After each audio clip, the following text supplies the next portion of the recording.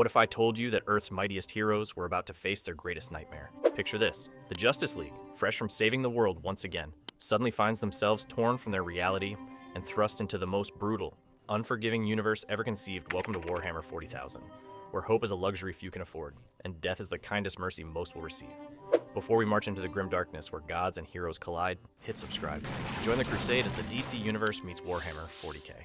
Today, we're diving deep into the grim darkness of the far future to see which of our beloved heroes would thrive, which would barely survive, and which would become nothing more than another skull on the throne. This isn't your typical superhero crossover fantasy. This is a one-way ticket to hell, and not everyone's coming back with their sanity intact. Before we start sorting these icons into their fates, let me paint you a picture of what they're walking into. The 41st millennium isn't just dark, it's actively hostile to everything good and decent. Imagine a galaxy where the government burns people for inventing slightly better can openers, where alien races exist solely to devour, corrupt, or exterminate humanity, where the very fabric of reality is infected with literal demons who feed on emotion and thought. The Imperium of Man spans 1,000,000 worlds, each one a testament to humanity's capacity for both survival and cruelty. Psychic storms rage across space itself.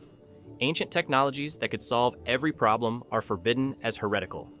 And somewhere, sitting on a throne of gold, the God Emperor of mankind slowly dies, while his fanatic servants wage eternal war in his name. This is where our heroes land.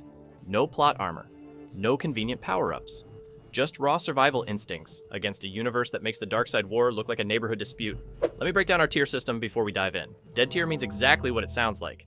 These heroes have essentially zero chance of lasting more than a few weeks. Their powers either don't work here or actively make them targets. Hates it. Tier covers heroes who could technically survive but would despise every second of their existence. They'd spend their days fighting just to maintain their humanity while everything around them burns. Survives. Tier includes those who'd make it through most battles, but struggle constantly. They adapt to the horror, but never truly thrive. Thrives. Tier represents heroes who'd actually find their place in this madness, carving out roles where their skills matter. Finally, Dominates tier belongs to those rare few who wouldn't just survive, but potentially reshape the galaxy itself.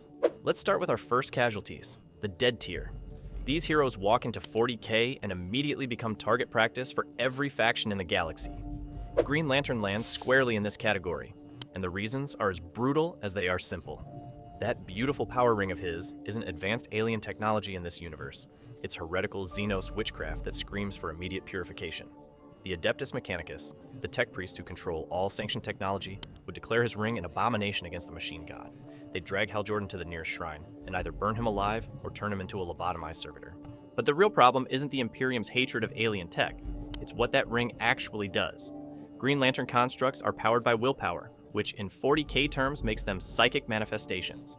Every time Hal creates a giant green fist or energy shield, he's essentially lighting up a beacon in the warp that screams, "Demon food, here?" to every hungry spirit in the galaxy. The warp, you see, isn't like the emotional spectrum from DC Comics. It's a nightmare dimension where pure emotion becomes literal sustenance for beings of unimaginable malevolence. The moment Hal starts slinging constructs around, chaos demons will come sniffing. His willpower, that pure green light that makes him so effective on Earth, becomes a dinner bell for entities that want nothing more than to wear his skin while dancing through burning cities.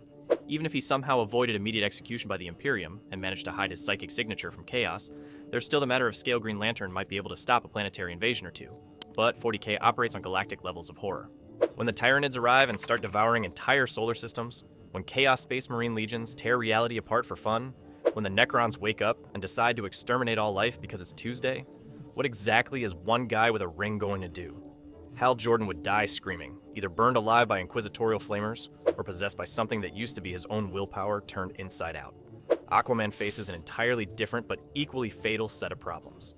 His powers are completely water-based, which sounds reasonable until you realize that most of 40K takes place in the void of space, or on worlds where water is either toxic, non-existent, or filled with things that want to eat you.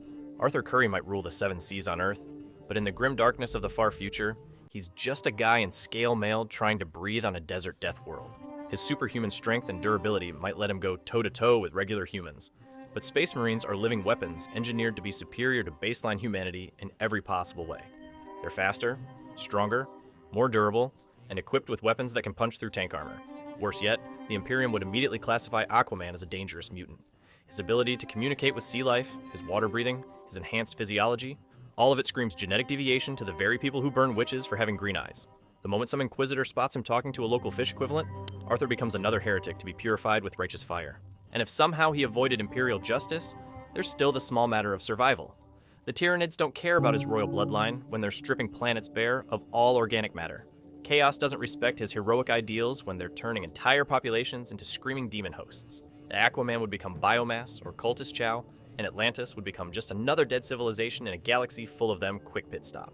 If you are enjoying this breakdown of superhero suffering, I would really appreciate if you left a like and subscribed. I currently have about as many subscribers as Batman has happy childhood memories, so every single one counts. Now let's move to Cyborg, another hero destined for the dead tier, though his fate might be even worse than a quick death. Victor Stone represents everything the Adeptus Mechanicus fears most: unsanctioned artificial intelligence merged with human flesh. In the 41st millennium, thinking machines aren't just forbidden, they're considered the ultimate heresy against the machine god. The moment Cyborg steps foot on any imperial world, the tech priests would lose their collective minds. Here's a walking, talking example of the kind of abominable intelligence that nearly destroyed humanity during the dark age of technology.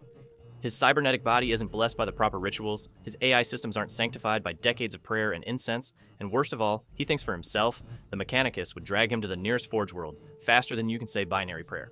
They'd either rip out his circuits piece by piece while chanting hymns to the Omnissiah, or worse, they'd lobotomize him and turn him into a mindless servitor.